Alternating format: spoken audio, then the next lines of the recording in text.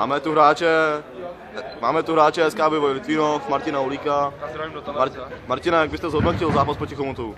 No, tak vedli jsme 4-0, měli jsme to prostě pustit, ale tak vzhledem k tomu tlaku Chomutova, který v půlky zápasu byl asi lepší, tak vzhledem k tomu tlaku ten bod bereme.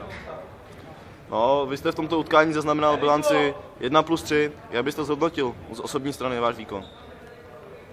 Tak ten gól, tam to bylo prakticky do prázdné branky. No, ty 3 přihrávky, to bylo, to kluci výborně trefili, no. Prostě se to nesebylo, no. Jsme se hráli dobře. Podržel vás vlastní golman, Lachtan. Co byste řekl na jeho výkon? No, chytal dobře.